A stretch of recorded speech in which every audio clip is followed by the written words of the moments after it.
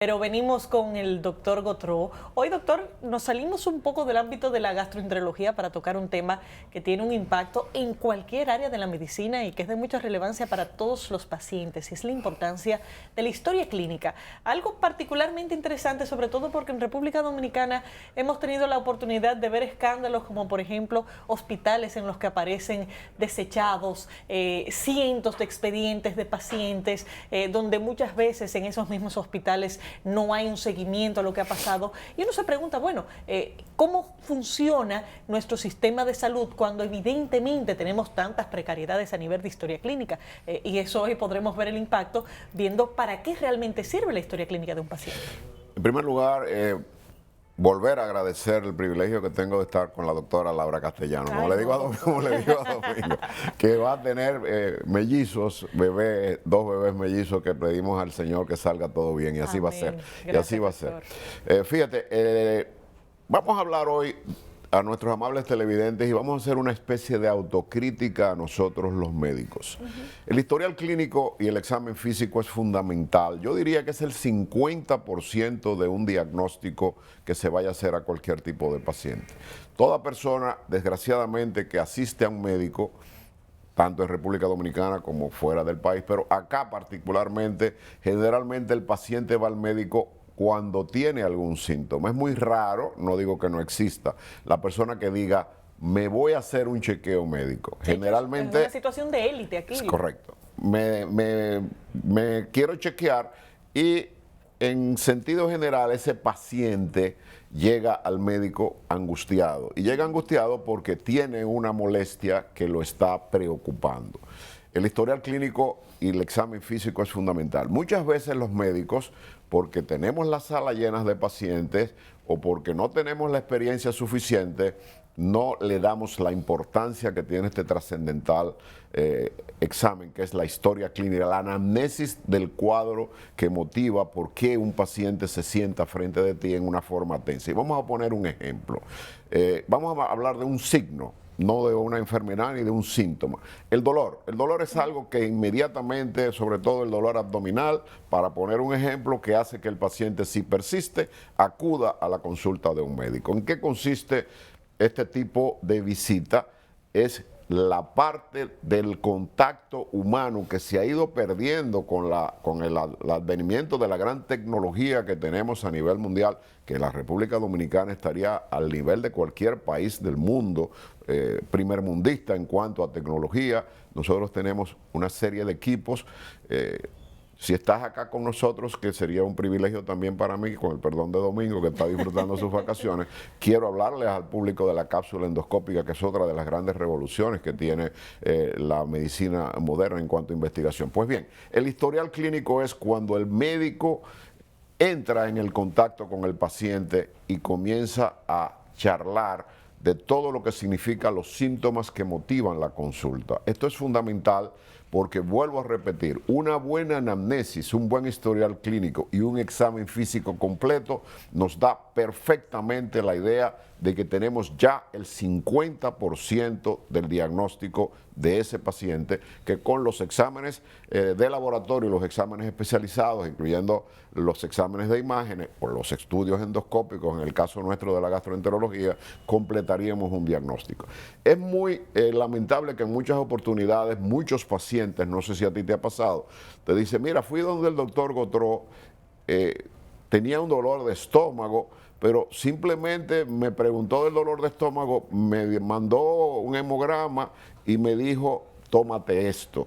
Y el paciente se queda como en el aire. Es muy importante ese contacto, porque tenemos que tener conciencia los médicos de que estamos enfrente de una persona, como te decía al principio, que tiene un nivel de estrés porque está preocupado pensando que tiene algo, o si está yendo al médico, el 90% es porque tiene un síntoma importante. Entonces, los síntomas que motivan la consulta son fundamentales en el inicio de la conversación de un paciente o un médico. Hay algunos consultorios, doctor, no en todos, pero en muchos se ve, un ejercicio que a veces al paciente les resulta hasta un poco tedioso, y es tener que llenar una serie de fichas y de informaciones que van no solamente a la historia clínica personal, sino incluso a la historia clínica familiar, donde se llega a padecimientos de los padres, de los hermanos, intolerancias, alergias, etcétera. Y eso, y lo digo como paciente, no siempre lo llenamos con el nivel de precisión y de seriedad que amerita la importancia de una historia clínica. ¿Cuál es el rol de ese tipo de información? ¿Cuál es su importancia? Excelente pregunta. Fíjate, y ese no es un dato que debe llenar el paciente, es un dato que el médico debe rebuscar dentro de la historia del paciente. ¿Por qué? Porque en los antecedentes familiares del paciente hay una gran cantidad de afecciones que tienen fondo hereditario. Ejemplo, la diabetes es hereditaria, la hipertensión arterial se puede heredar, la hipercolesterolemia o el trastorno del metabolismo de los lípidos muchas veces es genética. Entonces, en la historia de la enfermedad actual, el médico va a abrir la confianza del paciente. ¿Qué te pasa? Doctor, tengo un dolor desde hace 2 meses que me está molestando. ¿Dónde te duele? Me duele la boca del estómago, que es lo que dice el paciente generalmente. El término semiológico es el epigastrio. Señálame dónde te duele. Con esta apertura, el médico comienza a abrir una confianza de que hay mucha gente que dice que un médico es una especie de sacerdote. Todo lo que está dentro de un historial clínico, quiero aclarar a todos los pacientes porque hay informaciones confidenciales, entra dentro del marco de la ética profesional, de la confidencialidad entre el médico y el paciente. Eso es fundamental. Entonces, una vez tenemos las causas que motivan la consulta del paciente, entramos en el historial clínico. El historial clínico el médico debe hacerlo minuciosamente. Recuerda que este es un expediente donde si un médico ve 10 pacientes diarios o 8 pacientes diarios, o en un hospital, como tú mencionas, donde ve 20 o 30 pacientes, y no es verdad que ningún profesional de la medicina puede ver 20 pacientes bien vistos como Dios manda en un solo día. Ese es el grave problema que existe cuando tocaste la llaga e hiciste la introducción de que en muchas oportunidades un médico relativamente joven, cuando le dan los récords de las pacientes o los pacientes que van a ver, ve que tiene 25 pacientes para ver de 8 a 12. No va a ver a ninguno de los pacientes en una forma correcta. Y el paciente en cierto modo se siente frustrado. Pero en la medicina clínica familiar, en la medicina del seguro médico, que ya es una realidad en el país, la pena es que no estamos en la universalidad todavía, pero la gran mayoría de los empleados públicos y de los empleados privados, pues ya tienen un seguro que cubre a su familia. Ya hay una universalización. Cuando nos tocó dirigir el Instituto Dominicano de Seguros Sociales hace ya mucho tiempo, la seguridad social era una utopía, era exclusivamente de los trabajadores privados, no cubría a los familiares y de los retirados que habían trabajado en ingenios cañeros, en construcción, etcétera, pero ya hay una mayor cobertura, pero el número y el volumen de pacientes está limitando una buena historia clínica, y este es el motivo porque hemos escogido este tema en el día de hoy, de que el paciente sepa que necesita pedirle a su médico y esperar de su médico, y hago un llamado a los médicos y me pongo yo mismo en el mismo lugar, de que dediquemos a nuestros pacientes el tiempo necesario, porque es una persona que está enferma, que ha ido donde ti muy pocas veces, como dijimos al principio, vas a hacerte, me vine a chequear. Tú puedes hacer un survey, tú como periodista brillante que eres, y de cada 30 personas, una quizás te diga, me hago un chequeo médico al año, pero la mayoría de la gente que tú ves en un consultorio médico está con un motivo de consulta. Eso debe ser minucioso. Cómo comenzaron los síntomas, dónde te duele, qué síntomas, estás perdiendo peso, has visto sangre en tus evacuaciones, tienes náuseas, te está dando reflujo. Me estoy poniendo en el papel del gastroenterólogo. Claro.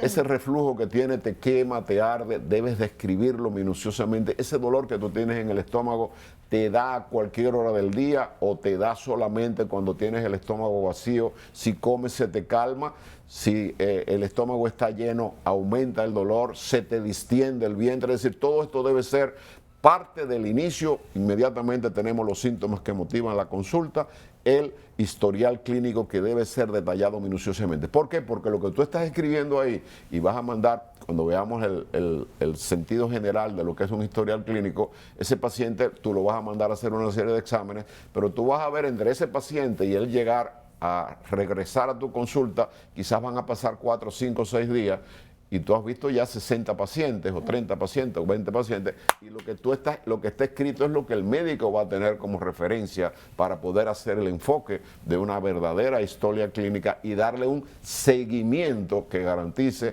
no solamente un diagnóstico, sino una evolución. En el historial clínico está la evolución de la enfermedad y la curabilidad del paciente. No quiero entrar en procesos malignos, sino simplemente queremos llevar a la conciencia de nuestros amables televidentes lo que deben esperar de un médico cuando acuden a una consulta de cualquier tipo. Y lo que le debe preocupar si no pasa. Yo recuerdo hace un tiempo que en Estados Unidos se discutió mucho el tema de unos dispositivos que estaban empezando a popularizarse, donde precisamente se archivaba la historia médica de los pacientes, lo cual permitía que un paciente pudiera rotar de un hospital o de un médico a otro, y a través de ese dispositivo tenían acceso a la historia clínica de ese paciente, lo cual evidentemente es un dispositivo que será extremadamente útil. Pero me pongo en el lugar de nuestros hospitales, que son una tremenda realidad. Ese médico que usted dice, bueno, tiene un 8 a 12 con 20, 30 pacientes, que no tiene acceso. No va a haber ninguno bien, no va a haber ninguno correctamente. Bueno, lamentablemente no tiene el tiempo ni siquiera si quiere hacerlo bien. No va a tener acceso tampoco a un expediente, no va a poder tampoco ese paciente decir, mira, si voy a otro médico, a otro especialista de otra área, no necesariamente va a poder decir, déjame traer mi historia clínica y llevarla hasta este otro médico para que pueda saber lo que pasó. Entonces, uno se pregunta, ¿qué tipo de medidas a nivel de gestión del sistema médico, del sistema de salud, se pudiera asumir para tratar de que esta información quede plasmada de una forma mucho más efectiva? Evidentemente, en un consultorio privado, el paciente tendrá posiblemente el tiempo de que se levante la historia cada vez que ve un nuevo especialista, pero pensarlo en nuestro sistema público de salud ahora mismo es una ilusión. Mira, vuelves a meter el dedo en la llaga.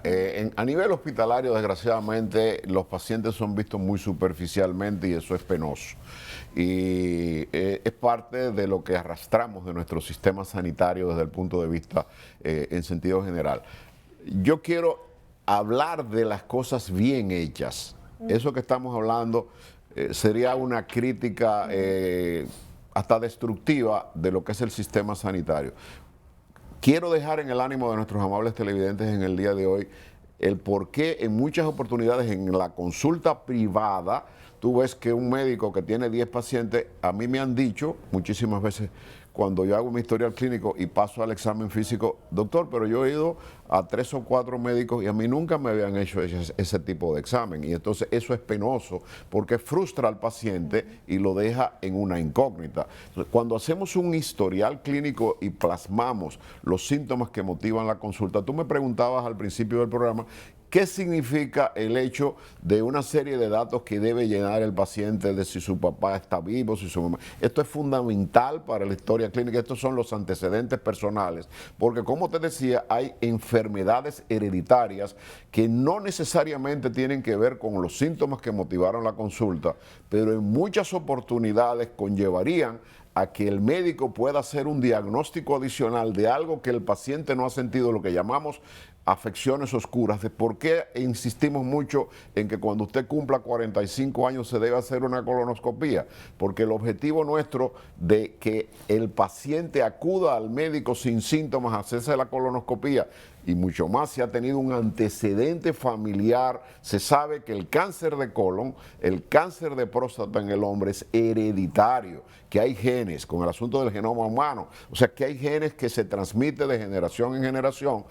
Tu papá tuvo cáncer de colon y tú tienes 40 años, debe comenzarte a hacer tu PSA. tu papá o tu mamá o tu abuelo tuvieron cáncer de colon, cáncer de próstata en primero, cáncer de colon, debes hacerte la colonoscopia sin síntomas, porque la detección del pólipo adenomatoso, ese pequeño tumorcito que es benigno, es el inicio de un cáncer. Entonces el objetivo nuestro es que en muchas oportunidades en un historial clínico conllevaría a llevar exámenes adicionales. Hay cánceres o hay afecciones malignas que no producen ningún síntoma hasta que están en etapa avanzada, y que cuando el paciente llega al médico por una causa, en una investigación pueden salir otras cosas de la importancia que tiene. Es importante el paciente que tenga familiares diabéticos, porque tiene que cuidar que no debe engordar, que no debe tener lo que llamamos el síndrome metabólico, que es la barriguita visceral, el Michelin, como le llaman, que es definitivamente patognomónica de que ese paciente tiene grasa,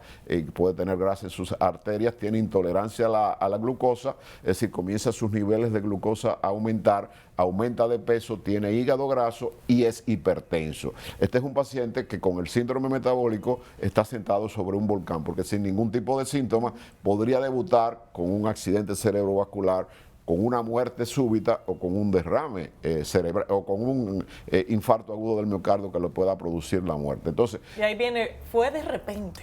Se murió de repente, y la muerte súbita tiene su explicación. O sea, una anomalía congénita puede producir una muerte súbita, pero generalmente el 90%, el 95% de ese paciente tiene un historial clínico que es importante. De ahí es la data. El paciente es hipertenso, su papá es hipertenso, su mamá es hipertensa.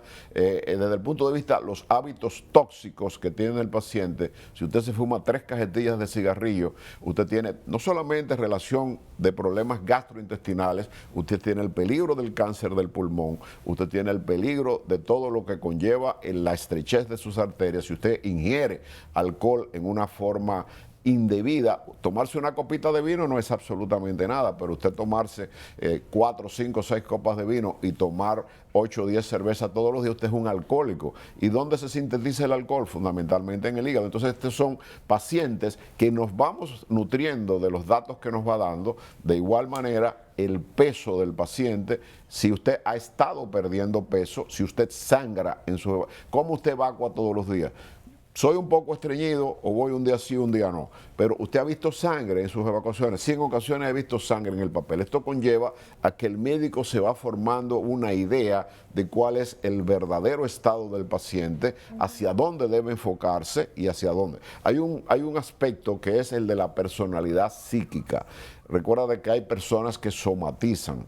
Somatizar significa que tus problemas ambientales relacionados o con tu pareja, trastornos conyugales, fíjate la gran incidencia de violencia intrafamiliar y de muerte, de feminicidios que existe en el país. Toda esta serie de trastornos interpersonales, toda esta serie de trastornos en el cual la persona pierde un trabajo, es expulsado de un colegio, en el caso de un niño, hay problemas en el hogar entre los papás y el niño lo ve. Toda esta serie de cosas forman parte, y la gente dice, ¿y qué importancia tiene eso? Tiene una importancia trascendental, porque en muchas oportunidades existe, por ejemplo, una afección que se denomina el síndrome de intestino irritable, el colon irritable. 1 de cada 6 pacientes en los Estados Unidos padece de síndrome de intestino irritable, y es la primera o segunda causa de consultas al gastroenterólogo por este tipo de problemas, que tienen que ver con un problema de índole emocional, de estrés, que se manifiesta con diarrea, con cólicos, y en muchas oportunidades el paciente va al médico primeramente pensando que tiene un cáncer si tiene 40 o 45 años. Y en el historial clínico el médico puede aclarar y puede verificar todo y cada uno de todas las cosas que fuera. En el caso de mujer, debe saberse a qué edad tuviste tu primera regla, que es lo que se llama menarquia. ¿Qué tiempo dura tu menstruación?